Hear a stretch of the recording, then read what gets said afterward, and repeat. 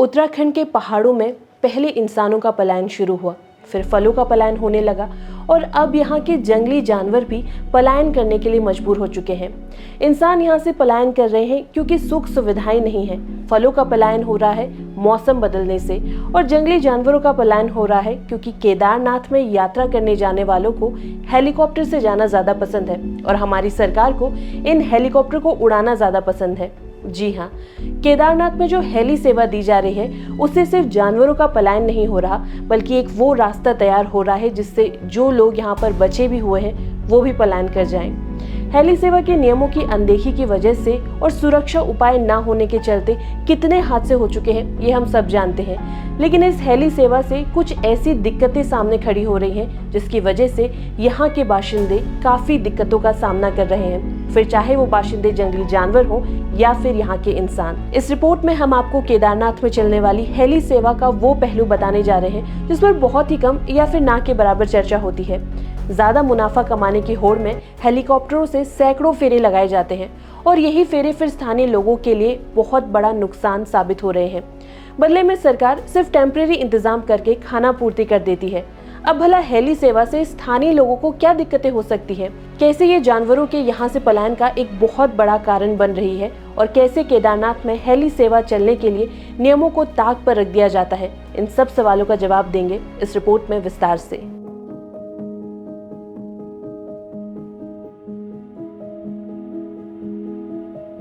उत्तराखंड में जब 4 धाम यात्रा शुरू रहती है तब केदारनाथ में हर दिन 250 से 300 शॉर्टीज यानी कि हेलीकॉप्टर ट्रिप्स होती हैं और अगर मौसम एकदम बढ़िया रहा तो ये नंबर 400 ट्रिप्स तक पहुंच सकता है। ये दिखाता है कि किस तरीके से अब 4 धाम यात्री पैदल और खच्चर पर जाने के बजाय हेलीकॉप्टर राइड्स को प्राथमिकता देने लगे हैं। ऊपर से देखा जाए तो सब एकदम सही लगता है, इसमें कुछ गलत नजर नहीं आता, लेकिन केदारनाथ में ये हेलीकॉप्टर राइड स्थानीय लोगों के लिए कई चुनौतियां खड़ी कर रहा है। अब हम इन सभी चुनौतियों पर बात करेंगे, लेकिन सबसे पहले जानते हैं कि कैसे जंगली जानवर इन हेलीकॉप्टरों की वजह से पलायन कर रहे हैं। उत्तराखंड के 70% भूभाग जंगल में है। यहाँ के पर्वतीय जंगल सिर्फ प्राकृतिक सुंदरता का प्रतीक नहीं है, बल्कि सैकड़ों दुर्लभ वन्यजीवों का घर भी है। लेकिन हाल ही के वर्षों में हवाई सेवा की वजह से इन शांत वनों की चुप्पी बिल्कुल टूट चुकी है। खासकर 4 धाम यात्रा के दौरान ये संकट और भी बढ़ जाता है। आसमान में लगातार गूंजते रोटर की आवाज और ध्वनि प्रदूषण से इस पवित्र घाटी का इकोसिस्टम डिस्टर्ब हो रहा है। वन विशेषज्ञों का कहना है कि तेज आवाज न सिर्फ वन्य जीवों के प्राकृतिक व्यवहार को डिस्टर्ब करती है, बल्कि ये उन्हें अपने ही स्थान से पलायन करने के लिए मजबूर कर देती है। खासकर कस्तूरी मृग जैसे संवेदनशील प्राणी जो शांत और एकांत में रहना पसंद करते हैं, अब इन इलाकों में नहीं टिक पा रहे हैं। ईटीवी भारत से बात करते हुए वशिष्ठ पशु चिकित्सक डॉक्टर प्रदीप मिश्रा ने कहा कि जिस तरह ऊंची आवाज से इंसानों को चिड़चिड़ाहटपन और मानसिक तनाव महसूस होता है, ठीक उसी तरह वन्य जीवों पर भी इसका गहरा असर पड़ता है। ये न सिर्फ उनके व्यवहार में बदलाव लाता है, बल्कि उन्हें आक्रामक भी बनाता है। एनवायरमेंटलिस्ट एसपी सती ने कहा कि इस समय हेलीकॉप्टर वन्य जीवों के लिए सबसे बड़ी परेशानी बने हुए हैं। इसमें भी केदारनाथ में जाने वाले हेलीकॉप्टरों की वजह से पूरी वैली डिस्टर्ब रहती है। इन हेलीकॉप्टरों की वजह से वन्य जीव तो प्रभावित हो ही रहे हैं, बल्कि इसके साथ ही यहाँ के बच्चे भी काफी प्रभावित हो रहे हैं। जी हाँ, घाटी के स्कूली बच्चों को भी यहाँ उड़ने वाले हेलीकॉप्टर की वजह से काफी ज्यादा परेशानी हो रही है। हेलीकॉप्टरों की आवाज से कैसे स्कूली बच्चों की शिक्षा प्रभावित हो रही है, इसको लेकर कई सालों से सवाल उठाए जा रहे हैं। दरअसल होता यह है कि जब हेलीकॉप्टर इस क्षेत्र से उड़ान भरते हैं तो ये काफी ज्यादा शोर करते हैं। इस शोर की वजह से बच्चों के लिए अपने ही टीचर को सुन पाने में काफी ज्यादा दिक्कतें आने लगती है। और ऐसा भी नहीं है कि सरकार ने स्कूली बच्चों की इस दिक्कतों को सुलझाने के लिए कोई प्रयास ना किया हो।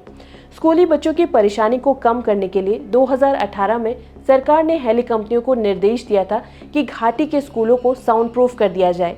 लेकिन क्या ये काम ईमानदारी से हुआ? तो इसका जवाब है नहीं, क्योंकि अगर ये काम ईमानदारी से हुआ होता तो 2023 में एक बार फिर सरकार ये निर्देश दोबारा इन कंपनियों को नहीं देती। 2023 में राज्य सरकार ने हेली कंपनियों को ये आदेश दिया था कि यहाँ के स्कूल को साउंड प्रूफ किया जाए। 2023 में खुद कैबिनेट मंत्री सतपाल महाराज ने बताया कि केदारनाथ में करीब 8 स्कूलों के बच्चों को हेली सेवा की वजह से प्रभावित होना पड़ रहा है। अब ये प्रभाव कितना कम हुआ या फिर नहीं, इस पर बात करते हुए मौजूदा रिपोर्ट तो नजर नहीं आती, लेकिन ये प्रॉब्लम सॉल्व हुई या नहीं, लगता तो नहीं है कि हुई है। खैर, जिस तरह जंगली जानवरों यहाँ के स्कूल के बच्चों को दिक्कतों का सामना करना पड़ रहा है, ठीक उसी तरह यहाँ के स्थानीय निवासियों के सामने भी एक बड़ी चुनौती आ रही है। 2023 में पर्यावरण विज्ञान के प्रोफेसर राकेश कुमार मैखुरी बताते हैं कि बहुत सारी आवाज के कारण दुधारू पशु भी प्रभावित हो रहे हैं। इन पशुओं की दूध देने की क्षमता पर असर पड़ रहा है। मैखुरी बताते हैं कि हेलीकॉप्टर की आवाज की वजह से उनका व्यवहार तो बदल ही रहा है, इसके साथ ही उनका मिल्क वॉल्यूम प्रोसेस भी बदल रहा है। ये कुछ दिक्कतें हैं जो तब और ज्यादा बढ़ जाती हैं जब केदारनाथ में हेली सेवाएं देने वाली कंपनियां नियमों का उल्लंघन करती हैं, और कई बार नियमों का यही उल्लंघन हेली हादसों का कारण बनता है। 15 जुलाई को हुई हेली हादसे में भी यही बात सामने आई थी। दरअसल कंपनी को सुबह 6 से 7 बजे के बीच उड़ान का स्लॉट दिया गया था, जबकि हादसा सुबह 5:30 बजे के करीब हुआ।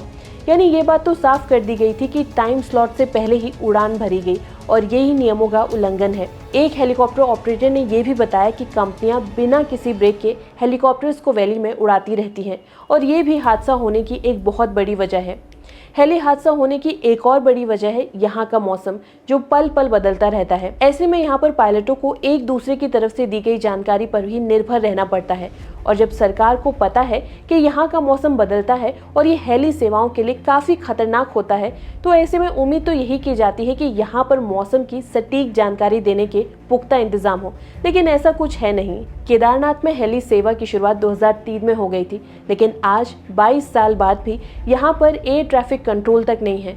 एसीटी हेलीकॉप्टर्स के आसपास की दूरी बताने के साथ साथ टकराव से बचने और मौसम खराब की सही जानकारी देने समेत दूसरी गतिविधियों में काम करता है, लेकिन यहाँ पर ना तो एसीटी है, ना तो रेडार है, और ना ही आईएमडी की ऑन ग्राउंड प्रेजेंस है। ऐसे में सवाल उठता है कि पायलट को मौसम की जानकारी आखिर मिलती कैसे है? तो इसका जवाब अक्टूबर 2022 में हुए हादसे की जांच की रिपोर्ट में एयरक्राफ्ट इन्वेस्टिगेशन ब्यूरो ने दिया।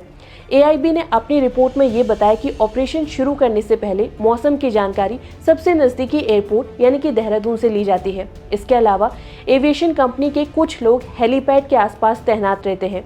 इन लोगों को आंखों से जैसा मौसम नजर आता है वैसा ही पायलट को बता दिया जाता है। इसके साथ ही हर पायलट की ये जिम्मेदारी भी होती है कि हेलीकॉप्टर उड़ाने के साथ साथ वो मौसम में होने वाले बदलाव पर नजर बनाए रखे और इन बदलावों को दूसरे पायलट तक भी पहुंचाए, और ये व्यवस्था अपने आप में ही हादसे को बुलावा देने का काम करती है। देहरादून में जो मौसम की जानकारी मिलती है वो केदारनाथ के मौसम के साथ हमेशा मेल नहीं खाती, क्योंकि यहाँ का मौसम पल पल बदलता है। वहीं केदारनाथ हेलीपैड में तैनात कंपनी के जो लोग मौसम की जानकारी देते हैं वो भी कोई मौसम एक्सपर्ट नहीं होते, ये ग्राउंड हैंडलर्स होते हैं, और इनका प्रमुख काम हेलीपैड में पैसेंजर्स को मैनेज करने तक सीमित रह जाता है। और ऐसे में पूरी जिम्मेदारी आ जाती है हेलीकॉप्टर चलाने वाले एकमात्र पायलट पर। केदारनाथ घाटी में सिंगल इंजन वाले हेलीकॉप्टर चलते हैं, इसमें कोई भी को पायलट नहीं होता। ऐसी स्थिति में पायलट को न सिर्फ हेलीकॉप्टर उड़ाना है बल्कि पल पल बदलते मौसम की जानकारी जुटानी भी है, और सिर्फ जुटानी ही नहीं होती बल्कि ये दूसरे पायलट तक पहुंचानी भी होती है। ऐसे में एक पायलट पर काफी ज्यादा लोड आ जाता है, और दूसरी तरफ जरूरी नहीं है कि हर पायलट मौसम का सही अनुमान लगा सके। 15 जून को जो हादसा हुआ था उसमें भी कुछ इसी तरीके की स्थिति बनी थी। बताया गया था कि दुर्घटनाग्रस्त हुए हेलीकॉप्टर के पीछे 2 और हेलीकॉप्टर आ रहे थे, यानी कि दुर्घटनाग्रस्त हुए हेलीकॉप्टर के पायलट ने बाकी को मौसम की जानकारी जरूर दी होगी। यहाँ पर रीड बैक का भी कोई प्रोसीजर तय नहीं है। ऐसे में हमेशा आशंका जताई जाती है कि कोई पायलट किसी दूसरे पायलट की तरफ से दी गई अपडेट को मिस कर सकता है।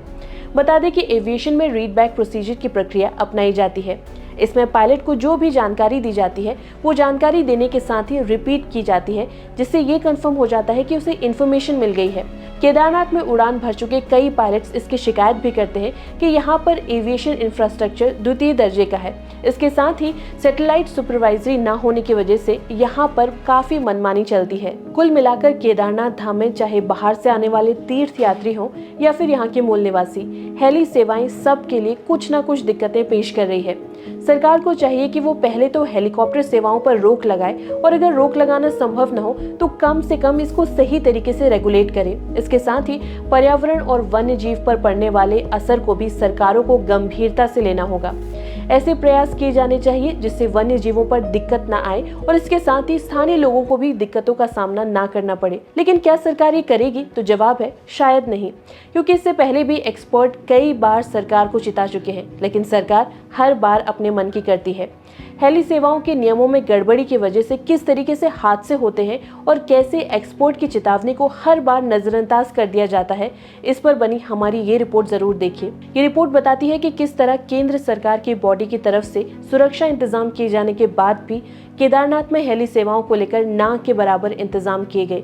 जरूर देखिएगा और इसके साथ ही हमें ये भी बताइए कि आपको हमारी ये रिपोर्ट कैसी लगी। पसंद आई हो तो इसे लाइक जरूर करें और अपने दोस्तों के साथ शेयर जरूर करें। इसके साथ ही हमारे चैनल को सब्सक्राइब करना भी ना भूलें। धन्यवाद।